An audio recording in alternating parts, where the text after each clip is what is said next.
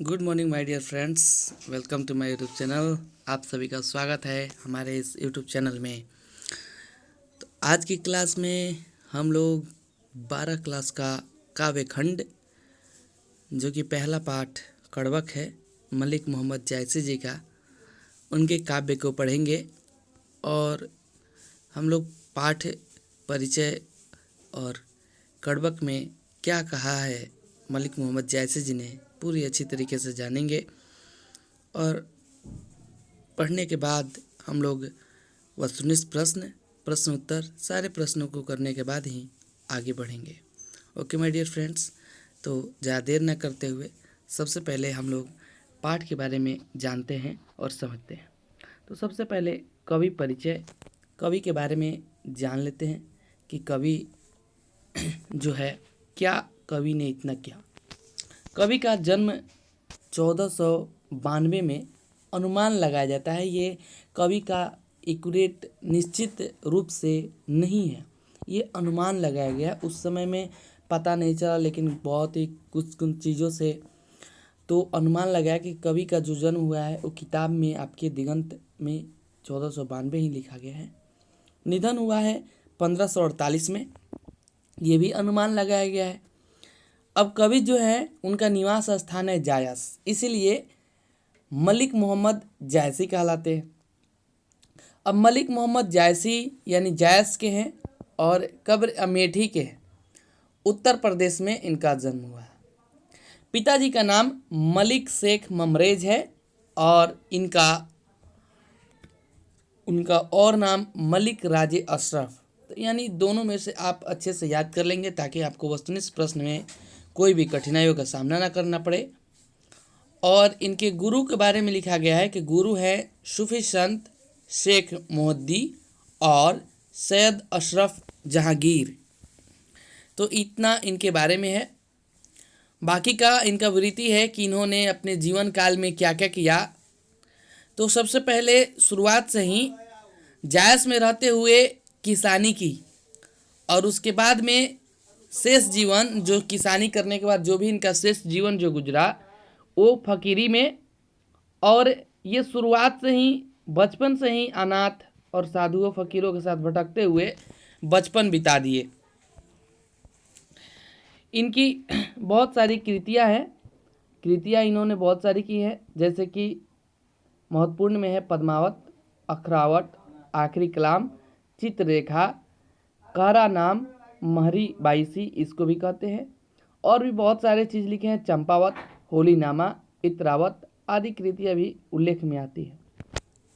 कुछ इम्पोर्टेंट जो मुख्य बिंदु हैं लेखक को लेकर, कवि को लेकर, मलिक मोहम्मद जायसी जी को प्रेम की पीर कहा जाता है और ये वस्तुनिष्ठ प्रश्न में आते भी हैं। अब आज की पाठ में इस कविता में 2 कड़वक शामिल हैं, यानी ये पाठ 2 भागों में बटा हुआ है, ये 2 पदों में बटा हुआ है। और ये कहाँ से लिए गए हैं, तो ये पद्मावत से लिए गए हैं। पद्मावत के आरंभिक यानी प्रारंभिक और अंतिम जो भी छंद हैं उनसे लिए गए हैं। कुछ रोचक बातें जो हैं मलिक मोहम्मद जायसी जी के बारे में, क्योंकि मलिक मोहम्मद जायसी जी जो हैं बहुत ही बचपन से ही मृदुभाषी, मनसवी और स्वभाव संत थे। जायस नामक ग्राम में जन्म हुआ, ये तो हम लोग जानते हैं, इसलिए वे जायसी नाम से प्रसिद्ध हुए। चेचक के प्रकोप ने जायसी जी को चेचक के प्रकोप ने जायसी को कुरूप बना दिया और वे बाईं आंख और कान से भी वंचित थे। बचपन में ही अनाथ हो जाने के कारण वे बाल्यकाल से ही साधु फकीरों के साथ भ्रमण करते। उनकी कुरूपता को देखकर दिल्ली के पठान बादशाह हंस पड़ा था। तब जायसी जी ने उनसे कहा, मोही का हंसित की हंसित को हारही, अर्थात मुझ पर क्या हंसते हो मेरे उस बनाने वाले कुम्हार। यानी कुम्हार ईश्वर को कहा गया है जो कि इंसान को बनाते हैं। मेरे उस बनाने वाले कुम्हार ईश्वर पर हंसो, तो जायसी जी ऐसे उस पठान बादशाह को बताते हैं और बहुत ही उच्च कोटि के विद्वान होते हैं और ऐसा उनका जीवन काल रहता है। अब ज़्यादा देर न करते हुए हम लोग पाठ को शुरू करते हैं और इनके पदों को पढ़ते हैं। तो कड़बक प्रथम, अगर आपके पास किताब होगा दिगंत भाग 2, तो कड़बक देखिएगा। कड़बक 2 भागों में बटा हुआ है, भाग 1 और भाग 2। दोनों में श्लोक अलग अलग पद हैं और पहला पद है, एक नैन कवि मोहम्मद गुनी सोई विमोहा जेई कवि सुनी। यानी कवि जो कहते हैं कि एक नैन कवि मोहम्मद गुनी, कि एक नैन के होते हुए अपने आप को कहते हैं, यानी मोहम्मद गुनी, मैं गुणवान हूँ। वह एक आँख के होते हुए भी गुणवान है। सोई विमोहा जेई कवि सुनी, यानी सोई विमोहा, विमोह हो जाएगा, जेई कवि सुनी, जो भी उनकी वाणी को सुनेगा वो विमोह हो जाएगा, वो बहुत ही प्रभावित होगा जो उनकी काव्य को सुनता है और मोहित होता है।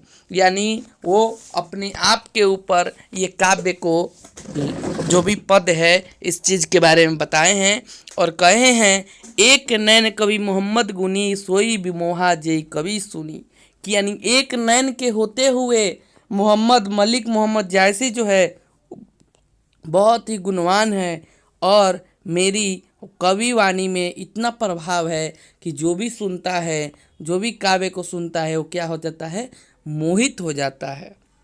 और कवि कहते हैं, चांद जैस जग विधि ओ तारा दिना कलक किन्हीं उजियारा। यानी कवि कहते हैं कि चांद जैस जग विधि और तारा, कवि कहते हैं कि ईश्वर ने चांद जैसे यानी चांद जैसा बनाया, चांद जैसा उन्हें चंद्रमा की तरह इस धरती पर उतारा, लेकिन दिना कलंक किन्ह उजियारा, लेकिन जैसे चंद्रमा में कमी है, जैसे चंद्रमा इतना बहुत ही अच्छा है दिखने में, लेकिन चंद्रमा में भी बहुत सारे दाग हैं, बहुत सारी चीज़ों की कमी है, वैसे ही कवि में भी फिर भी कमी है। उनकी रूप का जो कुरूपता है, कुरूपता वो है, और उनकी आंखें नहीं हैं, तो सारी इन चीज़ों से, तो एक नैन यानी एक आंखें हैं, कवि चंद्रमा की तरह अपने काव्य की प्रकाश में पूरे संसार में फैला रहे हैं। यानी काव्य से जिस प्रकार चंद्रमा अपनी रोशनी से पूरे जग को उजियारा करता है, उसी प्रकार ये भी अपने काव्य की से अपने पूरे जग को उजियारा करने का काम कर रहे हैं। आगे कहते हैं, जग सूझा एकड़ नैना, जग सूझा एक ही नैना, उआ सूक अस नखता माहा। यानी कवि कहते हैं कि जग सूझा एक ही नैना, यानी जिस प्रकार अकेला शुक्र नक्षत्रों के बीच उदित होता है, यानी बहुत सारे नक्षत्रों के बीच उदित होता है, उसी प्रकार कवि ने भी अपनी एक ही आँख से इस दुनिया को भली बाती समझ लिया। यानी शुक्र नक्षत्रों के बीच उदित होता है, ठीक उसी प्रकार ये भी एक आँख होते हुए भी सारे दुनिया को समझ गए, सारी दुनिया को भली बाती इन्होंने जाना और देखा। आगे कवि कहते हैं, जो लही अबही डाब न होई, तो लही सुगंध बसाई न सोई। यानी कवि कहते हैं कि जो लही अबही, यानी जौ लही, कवि कहते हैं कि जब तक जौ लही यानी जब तक अबही यानी आम से डाब ना होई। डाब यहाँ पर आम के मोजर को कहा गया है कि जो कि मोजर निकलता है तभी उनमें से फल निकलता है आम के पेड़ों में से। तो कवि कहते हैं कि जब तक आम से नुकीली डाब यानी मोजर नहीं होती तब तक उसमें सुगंध नहीं आती। ऐसे पेड़ों में कभी भी उसका आपको कभी अनुभव प्राप्त नहीं होता और उसका कभी भाव प्राप्त नहीं होता सुगंध का आम के पेड़ों से। उसी समय होता है जब मोजर आने लगता है और हवा ठंडी ठंडी बयार बहने लगती है, लू जब चलने लगती है, तभी पता चलता है कि अब आम का मौसम बहुत ही आ गया है और उससे मोजर से ही सुगंध की होता है। आगे कवि कहते हैं, किना समुद्र पानी जो खरा, तो अति भयउ असुझ अपारा। यानी कवि कहते हैं कि किन्हा समुद्र पानी जो खरा, कि यानी जो पानी जो है वो क्या है, समुद्र का पानी खरा है। तो अति भयउ असुज अपारा, इसीलिए वो पानी जो खरा होते हुए भी पानी है, लेकिन पानी जो हम लोग पीते हैं वो ऐसा पानी नहीं, उतना पानी होते हुए भी वो असूझ है और अपार है, इसलिए वो क्या है, खरा है। आगे कवि कहते हैं जो सिमेरु त्रिशूल विनाशा, भा कंचन गिरी लाग आकाशा। यानी कवि कहते हैं जो सिमेरु त्रिशूल विनाशा, कि जब तक कहते हैं कि जब तक सुमेरु पर्वत को त्रिशूल से नष्ट किया गया, यानी तब तक वो सोने का नहीं हुआ, जब नष्ट किया गया त्रिशूल से तभी वो सोने का हुआ। आगे कहते हैं कवि जो लगी घड़ी कलंक न परा, कांच होई नहीं कंचन करा। यानी कवि कहते हैं कि जब तक धरियार, यानी धरी कलंक न पड़ा, धरियार जो है वो सोने गलाने वाला पात्र है जिसमें सोना गलाया जाता है, और धरियार में सोने को गलाया नहीं जाता तब तक वो क्या होता है, कच्ची धातु सोना नहीं होती, जब किया जाता तभी वो सोना होती है। आगे कवि कहते हैं एक नैन जस दर्पण औ, ते ही निर्मल भाऊ, सब रूपवत गही मुख, जो ही कई चाऊ। यानी कवि कहते हैं कि एक नैन जस दर्पण, वे एक नैन के होते हुए भी दर्पण, यानी दर्पण की तरह, ओ ते ही निर्मल भाव, यानी दर्पण की तरह निर्मल और स्वच्छ भाव वाले हैं।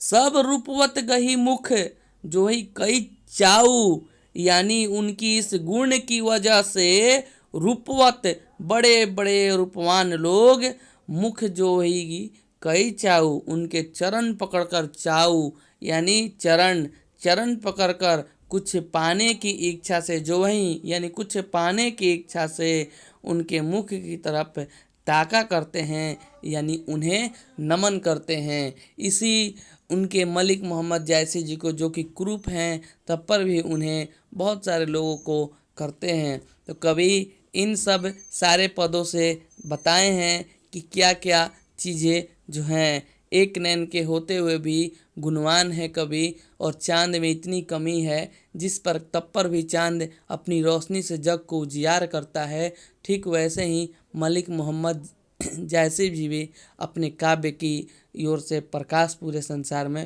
फैला रहे हैं। तो प्रिय विद्यार्थियों, आज के इस क्लास में कड़बक एक जो है पूरी तरीके से ख़त्म हो गया।